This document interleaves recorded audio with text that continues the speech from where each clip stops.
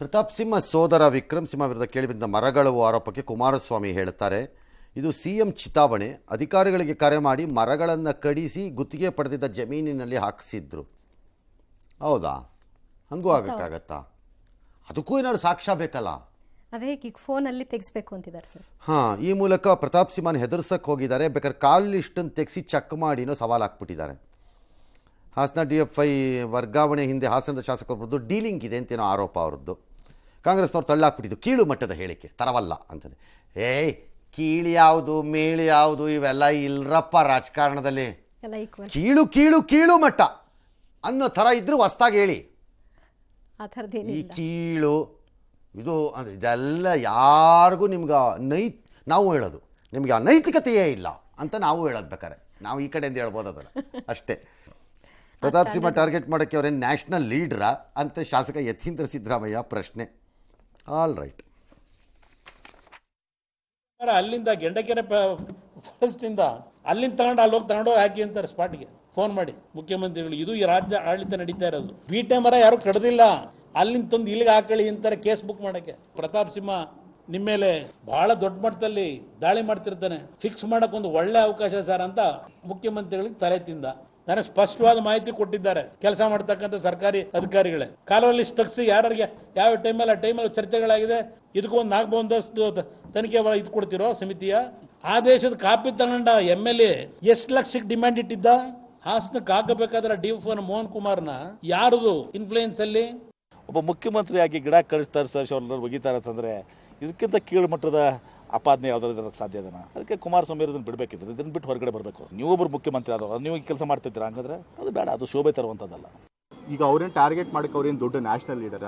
ತಂದೆಯವರು 45 ವರ್ಷಗಳ ರಾಜಕೀಯ ಜೀವನದಲ್ಲಿ ಯಾವತ್ತೂ ಕೂಡ ಒಬ್ಬರ ಮೇಲೆ ಈ ರೀತಿ ಹಾಗೆ ಸಾಧಿಸಿಲ್ಲ. ಅವ್ರು ಮಾಡಿರೋ ತಪ್ಪನ್ನ ಬಿಡಿಸ್ಕೊಳ್ಳೋದಕ್ಕೆ ಬೇರೆಯವ್ರ ಮೇಲೆ ಅವರು ಆರೋಪ ಹೊರಿಸ್ತಾರೆ. ನನ್ನ ರಾಜಕೀಯ ಸುಭದ್ರತೆ ಅದರಿಂದ ಅವ್ರಿಗೆ ಟಾರ್ಗೆಟ್ ಮಾಡಿದ್ರೆ ನನ್ನ ರಾಜಕೀಯ ಸುಭದ್ರತೆ ಹಿಂಗಾಗತ್ತೆ. ಕಾಲ್ ಲಿಸ್ಟ್ ತೆಗ್ಸೋದೇ ಅದೇ ಪ್ರೂಫ್ ಆಗಬೇಕಾಗಿದೆ ಸರ್ ಅವ್ರು ಹೇಳೋ ಪ್ರಕಾರ. ಅದೇ ಈ ಕಾಲ್ ಲಿಸ್ಟಿಗೆ ಕುಮಾರಸ್ವಾಮಿ ಕೇಳಿಸಿದ ತಕ್ಷಣ ತೆಗ್ಸೋಕ್ಕಾಗಲ್ಲ. ಇನ್ವೆಸ್ಟಿಗೇಷನ್ ಏಜೆನ್ಸಿನವ್ರು ತೆಗಿಬೇಕು ಅವಾಗ. Okay, next. ಸಾಕಷ್ಟು ಟೀಕೆ ಆಕ್ರೋಶಗಳ ನಡುವೆಯೂ ಭಾರತ ಹಿಂದೂ ರಾಷ್ಟ್ರವಾಗುವುದು ಅಪಾಯಕಾರಿ ಅನ್ನೋ ಮಾತನ್ನ ಸಿಎಂ ಪುತ್ರ ಯತೀಂದ್ರ ಸಿದ್ದರಾಮಯ್ಯ ಪುನರುಚ್ಚರಿಸಿದ್ದಾರೆ. ಅಂಬೇಡ್ಕರ್ ಹೇಳಿದ್ದನ್ನೇ ನಾನು ಹೇಳಿದ್ದೀನಿ, ಅದಕ್ಕೆ ನಾನು ಬದ್ಧ ಅಂತ ಕೂಡ ಹೇಳಿದ್ದಾರೆ. ಬಿಜೆಪಿ ಅಭಿವೃದ್ಧಿಯ ವಿಚಾರವಾಗಿ ಮಾತನಾಡೋದನ್ನ ಬಿಟ್ಟು ಧರ್ಮದ ಹೆಸರಿನಲ್ಲಿ ರಾಜಕಾರಣ ಮಾಡ್ತಾ ಇದೆ ಅಂತ ಕಿಡಿಕಾರಿದ್ರು. ಇನ್ನು ಸಾರ್ವತ್ರಿಕ ಚುನಾವಣೆಯಲ್ಲಿ ಕಾಂಗ್ರೆಸ್ 20 ಸೀಟ್ ಗೆಲ್ಲೋ ಮಾತನಾಡ್ತಾ ಇದೆ, ಅದು ಕನಸು ಅಂತ ಮಾಜಿ ಪ್ರಧಾನಿ HD ದೇವೇಗೌಡರು ಅಭಿಪ್ರಾಯಪಟ್ಟಿದ್ದಾರೆ. ಅಷ್ಟೇ ಅಲ್ಲ, ಸಿದ್ದರಾಮಯ್ಯ DK ಶಿವಕುಮಾರ್ ನಾಯಕತ್ವದಲ್ಲಿ ಕರ್ನಾಟಕದ ಕಾಂಗ್ರೆಸ್ ಅಂತ್ಯ ಕಾಣುತ್ತೆ ಅಂತ ಭವಿಷ್ಯ ನುಡಿದಿದ್ದಾರೆ. ಇದಕ್ಕೆ DCM ಎಂದಿನಂತೆ ಅವರಿಗೆ ಒಳ್ಳೆಯದಾಗಲಿ ಅಂದ್ರು. ಈ ಮಧ್ಯೆ ಮಾಜಿ ಪ್ರಧಾನಿ HD ದೇವೇಗೌಡರ ನಿವಾಸಕ್ಕೆ ಮಾಜಿ ಮಂತ್ರಿ ಸೋಮಣ್ಣ ಭೇಟಿ ನೀಡಿ ಕುತೂಹಲ ಮೂಡಿಸಿದರು. ದೇಶವನ್ನ 60 ವರ್ಷ ಈ ದೇಶ ಆಳಿ ಯಾವ ಸೆಕ್ಯುಲರ್ ಪಾಲಿಟಿಕ್ಸ್ಗೆ ಒಂದು ಕಿಂಚಿತ್ತು ಕೂಡ ನಾನು ಸಡಿಲ ಮಾಡದೆ ಈ ದೇಶ ಆಳಿದೆ ಅಂತ ದೇವೇಗೌಡನ್ನ ನೀವು ಇವತ್ತು ಹೇಳ್ತೀನಿ, we have determined to say that this Congress in Karnataka must be defeated and see that the era of Congress should be over under DK Shivakumar, under Siddaramaiah. ಬಹಳ ಸಂತೋಷ, ಒಳ್ಳೆಯದಾಗಲಿ ಅವ್ರಿಗೆ, ಆರೋಗ್ಯವಂತರಾಗಿದ್ದೀನಿ. ಬಹಳ ಸಂತೋಷ, ಒಳ್ಳೆಯದಾಗಲಿ ಅವ್ರಿಗೆ, ಆರೋಗ್ಯವಂತರಾಗಿದ್ದೀನಿ. ಬಹಳ ಸಂತೋಷ, ಒಳ್ಳೆಯದಾಗಲಿ ಅವ್ರಿಗೆ, ಆರೋಗ್ಯವಂತರಾಗಿದ್ದೀನಿ. ಅದು ಅಂಬೇಡ್ಕರ್ ಅವ್ರು ಹೇಳಿರೋ ಹೇಳಿಕೆನೆ ನಾನು ಮತ್ತೆ ಪುನರುಚ್ಚಾರ ಮಾಡಿದ್ದೀನಿ ಅಷ್ಟೇ. ಸಂವಿಧಾನ ಪೀಠಿಕೆನೆಲ್ಲ ಇದೆ ನಮ್ಮ ದೇಶ ಜಾತ್ಯತೀತ ರಾಷ್ಟ್ರ ಅಂತ. ಯಾವ್ಯಾವ ದೇಶದಲ್ಲಿ ಧರ್ಮದ ಹೆಸರು ನೋ, ನಂದು 2 ಅಬ್ಜೆಕ್ಷನ್ ಇದೆ ಇದಕ್ಕೆ. ನೀವು ಹೇಳೋದು ಏನು ಬೇಕಾದ್ರೂ ಹೇಳ್ಕೊಳ್ಳಿ. ರಾಜಕಾರಣದಲ್ಲಿ ಅಂಬೇಡ್ಕರ್ ಮತ್ತು ಗಾಂಧೀಜಿಯ ಅಭಿಪ್ರಾಯಗಳನ್ನು ಬರಹಗಳನ್ನು ನಿಮಗೆ ಆಯ್ಕೆ ಬಂದಂತೆ ಆಯ್ಕೆ ಮಾಡ್ಕೊಳಕ್ಕೆ ಬರಲ್ಲ. ನಿಮಗೆ ಬೇಕಾಗಿದ್ದನ್ನು ಪಿಕ್ ಮಾಡ್ಕೋತೀನಿ, ಬೇಡವಾಗಿದ್ದನ್ನು ಬಿಡ್ತೀನಿ ಅನ್ನಕ್ಕೆ ಬರಲ್ಲ. ನೀವು ಯಾವುದೇ ರಾಜಕಾರಣಿ ಇರ್ಬೋದು, ಯು ಕೆನಾಟ್. ಅಂಬೇಡ್ಕರ್ ಹೇಳಿರೋ ಇತರೆ ಎಲ್ಲವನ್ನ ಯತೀಂದ್ರ ಸಿದ್ದರಾಮಯ್ಯ ನನ್ನ ಹತ್ರಕ್ಕೆ ಬರಲಿ, ನಾನು ಬೇರೆದನ್ನು ಹೇಳ್ತೀನಿ. ಅವಾಗ ನಿಮಗೆ ಬೇಕಾಗಿದ್ದನ್ನು ಆಯ್ಕೊಂಬಿಡೋದು. ಕೇಕ್ ಬೇಡ ಅಂದ್ಬಿಟ್ಟಿದ್ರೆ ಮೇಲಿರೋದು ಚೆರ್ರಿ ಮಾತ್ರ ತಿಂದುಬಿಡ್ತೀನಿ ಅಂತಂದರೆ ಆಮೇಲೆ ಅವರು ಹೇಳಿದ್ದು ಅಂತೆ. ಅದು ಹಂಗೆ ಆಗಲ್ಲ. ಗಾಂಧೀಜಿದು ಸೇಮ್ ಮಾತಾಡ್ತಾರೆ, ಗಾಂಧೀಜಿ ಅಂತಂದ್ರೆ ಗಾಂಧೀಜಿ ಹೇಳಿದ್ದೆಲ್ಲ ಪಾಲ ಮಾಡಿದ್ರೆ ಅದನ್ನು ತಗೊಳ್ಳಿ. ನಿಮ್ಗೆ ಬೇಕಾಗಿ ಮಾತ್ರ ಪಿಕ್ ಮಾಡೋಕ್ಕೆ ಬರಲ್ಲ ಎಲ್ಲರೂ ನೀವು. ಒಂದು. ಎರಡನೇದು, ನೋ ಸಾರಿ ಸರ್, ಒರಿಜಿನಲ್ ಪ್ರಿಯಾಂಬಲಲ್ಲಿ ಸೆಕ್ಯುಲರ್ ಇರಲಿಲ್ಲ. It is an add on later. ಅದು ಹಂಗಲ್ಲ. ಅದು ಹಾಂ, ಅದೇ ಮೊನ್ನೆ ಅಲ್ಲಿ ಗಲಾಟೆ ಆಗಿದ್ದಿದ್ದು. ಆ ಪ್ರಿಯಾಂಬಲ್ ಇದ್ರದ್ದು ಕಾನ್ಸ್ಟಿಟ್ಯೂಷನ್ ಕಾಪಿ ಕೊಟ್ಟರು ಹೊಸ ಪಾರ್ಲಿಮೆಂಟು ಅಂತ ಬಂದಾಗ ಹೌದು, ಅದೇ ಅಲ್ಲಿ ಗಲಾಟೆ ಆಗಿದ್ದಿದ್ದು ಅಂತ. ಅಲ್ಲ, add on. That's a different argument ಬೇಕಾರೆ.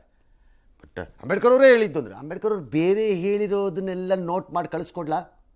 ಫಾಲೋ ಮಾಡ್ತೀರಾ? ಆರ್ ಗಾಂಧೀಜಿ ಐದರ್ ಸೈಡ್ ಅವ್ರು ಹೇಳಿದ್ದನ್ನ ಫಾಲೋ ಮಾಡಿ. ಭಾಳ ಸರಿ ಈಗ BJP ಗಾಂಧೀಜಿ ಕೊಟ್ಟು ಮಾಡ್ಬಿಡ್ತಾರೆ. ಹೌದು, ಕೆಲವು ಕಾಂಗ್ರೆಸ್ನವರಂತೂ ರಸೆ ಹೊಡೆದೇ ಕೊಟ್ಟು ಮಾಡ್ತಾರೆ. ಬಟ್ ಅವ್ರು ಹೇಳಿದ್ದು ಬೇರೆದಿಲ್ಲ, ಗೊತ್ತೇ ಇಲ್ಲಪ್ಪ ನಮಗೆ. ಹೌದಾ, ಹಂಗೂ ಹೇಳಿದಾರಾ? ಈ ಎಲ್ಲದರ ಮಧ್ಯೆ ಪಕ್ಷದ ಒಳಗಡೆ ಕೆಲವು ಪಕ್ಷ ನಾಯಕರುಗಳು ನೆನ್ನೆ ಸಭೆ ಮಾಡಿದ್ರಂತೆ ಜಾರಕಿಹೊಳಿಯವರ ನಿವಾಸದಲ್ಲಿ. ಪರಮೇಶ್ವರು, ಮಾದೇವಪ್ಪ, ಮುನಿಯಪ್ಪ, ದಿನೇಶ್ ಗುಂಡೂರಾವ್, ರಾಜಣ್ಣ, ಈ ಥರ ಎಲ್ಲ. ಏನು ಅಂದರೆ, ಈ BJP ರಾಮನ್ ಇಟ್ಕೊಂಡು ಸಿಕ್ಕಾಪಟ್ಟೆ ಲಾಭ ಮಾಡ್ಕೊತಾ ಇದ್ದಾರೆ. ಈ ಟೈಮಲ್ಲಿ ನಾವು ಸ್ವಲ್ಪ ಹೆಚ್ಚಿನ ಸ್ಥಾನ ಗೆಲ್ಲಬೇಕು ಕರ್ನಾಟಕದಲ್ಲಿ. ಅದನ್ನು ಹೆಂಗೆ ಗೆಲ್ಲೋದು ಅಂದರೆ, ಜಾತಿಗಳಿಗೆಲ್ಲ DCM ಮಾಡಿಬಿಡೋಣ, ಮಾಡ್ಕೊಂಬಿಟ್ರೆ ಕ್ಲೀನ್ ಆಗಿಬಿಡುತ್ತೆ ಅಂತ. ಜಾತಿಗಳಿಗೆ ಏನಾಗುತ್ತೋ ಬಿಡುತ್ತೋ ಗೊತ್ತಿಲ್ಲರಪ್ಪ, ನಿಮಗಳಿಗಂತೂ DCM ಸಿಗ್ಬೋದೇನಪ್ಪ. ನಿಮ್ಗಳಿಗೇನು ಬೇಕೋ ಅದಾಗುತ್ತೆ, ಅದಾಗಬಹುದೇನೋ. ಯಾಕಂದರೆ ಪದೇ ಪದೇ ಚುನಾವಣೆಗಳಲ್ಲಿ ಜನ ಒಂದೊಂದು ತೋರಿಸ್ತಿದ್ದಾರೆ. ನೀವು ಒಂದು DCM ಒಂದು ಮಂತ್ರಿಯನ್ನು ಆ ಜಾತಿ ಹೆಸರಲ್ಲಿ ಮಾಡಿದರೆ ಆ ಜಾತಿಗಳು ನಿಮ್ಗೆ ಓಟೇ ಹಾಕಲ್ಲಪ್ಪ, ಓಟೇ ಹಾಕಿರಲ್ಲ. ಅವರಿಂದ ಜನಕ್ಕೆ ಏನಾದ್ರು ತಲುಪಿರ್ಬೇಕು, ಹಾಗೇ ಇರಲ್ಲ. ಸುಮ್ಮನೆ ಇವ್ರ ಲಾಭಕ್ಕದು ಆ ಜಾತಿ ಹೆಸರು ಹೇಳೋದು, ಇವ್ರ ಲಾಭಕ್ಕೆ ಮಾಡ್ಕೊಳ್ಳೋದು ಅದನ್ನಷ್ಟೇ. ಆ ಜಾತಿಯವ್ರು ಓಟೇ ಹಾಕಲ್ಲ. ಈಗ ನಾಳೆ ಅದು ಪ್ರೂವ್ ಮಾಡ್ಕೊಳಕ್ ಆಗಿಲ್ಲ ಅಂತಂದ್ರೆ ಅದ್ರ ಹೊಣೆನೂ ಒತ್ಕೋಬೇಕು. ಇರಲ್ವಲ್ಲ, ಪರಾರಿ ಆಗ್ಬಿಡ್ತಾರಲ್ಲ. 5 ವರ್ಷ ರೆಸ್ಟ್ ತಗೊಳಕ್ಕೆ. ಹೌದು, 5 ವರ್ಷ ರೆಸ್ಟ್ ತಗೊಳಕ್ಕೆ ಕೊಟ್ಟೋಗ್ತಾರಲ್ಲ. ಅದು ಬಾಗಿಲ್ಲ, ನಾನು ನೋಡಿಲ್ಲ. ಹಾಗಿದ್ರೆ ಮಂತ್ರಿಗಳೆಲ್ಲ ಯಾಕೆ ಸೋಲ್ತೀರಿ? ಜಾತಿ ಆಧಾರದಲ್ಲೇ ನೀವು ಮಂತ್ರಿಗಳಾದವರು. ಅದು ಕಾಂಗ್ರೆಸ್ಸೋ BJPನೋ, ಎರಡರಲ್ಲೂ ಏನಕ್ಕೆ ಸೋಲ್ತೀರಿ ಮಂತ್ರಿಗಳೆಲ್ಲ ನೀವುಗಳು? ಆ ಜಾತಿ ಹೆಸರಲ್ಲಿ ದೊಡ್ಡ ನಾಯಕ ಅಂತ ಪೋಸ್ಟ್ ಕೊಟ್ಕೊಂಡು ಬಂದು ಮಂತ್ರಿ ಆಗಿರ್ತೀರಿ. ಅದ್ಯಾಕೆ ಸೋಲ್ತೀರಿ? ನಿಮ್ಮ ಜಾತಿಯವರು ಹೆಚ್ಚಿರುವ ಕ್ಷೇತ್ರದಲ್ಲೇ ನೀವು ಇರ್ತೀರಿ, ಆದರೂ ಯಾಕೆ ಸೋಲ್ತೀರಿ? ಮಂತ್ರಿಗಳು ಹೋಲ್ಸೇಲ್ ತಪ ತಪ ತಪ ತಪ ತಪ ಅಂತವಳೆ ಬಿರುಗಾಳಿ ಬಂದಾಗ ಹಣ್ಣು ಬಿದ್ದಂಗೆ ಬೀಳ್ತೀರಿ ಕೆಳಕ್ಕೆ. ಜನ ಅದನ್ನ ನೋಡಲ್ಲ. ಏನೇ ಅದು ಅವ್ರ ಇಷ್ಟ, ಅವ್ರ ಪಕ್ಷದ ಕಾರ್ಯಕ್ರಮ, ಅವ್ರು ಏನು ಬೇಕಾದ್ರೂ ಮಾಡಲಿ. ಮಾಗಡಿಲೆಲ್ಲ ಒಂದು ಕಾರ್ಯಕ್ರಮ ಅಂತೆ, ಅಲ್ಲಿ ಪರಮೇಶ್ವರ್ ಮುಂದಿನ CM ಅಂತ ಯಾರೋ ಕೂಗಿದ್ರಂತೆ. ತಕ್ಷಣ ಪರಮೇಶ್ವರ್ ಅವ್ರ ಕಡೆಯಿಂದ ಮೈಕ್ ಕಿತ್ಕೊಂಬಿಟ್ರಂತೆ. ಯಾಕೆ ಡಾಕ್ಟ್ರೇ, ಬೇಡವಾ? ಯಾಕೆ ಸುಮ್ಮನೆ ಮತ್ತೊಂದು ವಿವಾದ ಅಂತ. ಅವ್ರೇನು ಈಗ ಅಂತ ಹೇಳಿದ್ರ, ಮುಂದೆ ಅಂತ ಹೇಳಿರೋದು. ಆದರೂ ಡಾಕ್ಟ್ರ್ ಕಿತ್ಕೊಂಡ್ರು ಅಂತಂದರೆ ಬಿಟ್ಬಿಟ್ರೆ ಆಸೆ ಅದೇನಾಗುತ್ತೆ ಸರ್, ಆಸೆ ಗೊತ್ತಿಲ್ಲ. ಎಸ್, ಡಿನ್ನರ್ ಮೀಟಿಂಗಿಗೆ ಹೋಗಿದ್ದೆ, ಊಟ ಮಾಡಿದೆ, ಬಂದೆ. ಮಾತಾಡ್ತೀವ್ರಿ ನಾವು, ಯಾರು ರಾಜಕೀಯದವ್ರು, ನಾವು ರಾಜಕೀಯ ಮಾತಾಡದೆ ಬೇರೆ ಇನ್ನೇನು ಮಾತಾಡೋದು? ಏನು ವಿಚಾರವಾಗಿತ್ತು ಅದನ್ನೆಲ್ಲ ನಿಮಗೆ ಬಹಿರಂಗ ಪಡಿಸೋಕ್ಕಾಗತ್ತಾ? ನಾವು ಹೋಗಿ ಭೇಟಿ ಮಾಡಬೇಕು ಅಂತಕ್ಕಂಥದ್ದು ಒಂದು ಅಭಿಪ್ರಾಯ ಮೂಡಿದೆ. ಈಗ ಲಾಭ ಆಗುತ್ತೆ ಅಂತಕ್ಕಂಥ ದೃಷ್ಟಿಯಿಂದ ನಾವು ಮಾಡಬೇಕು ಅಂತಕ್ಕಂಥ ಸಲಹೆಯನ್ನು ಹೈಕಮಾಂಡ್ಗೆ ಹೇಳಿದ್ದೇವೆ.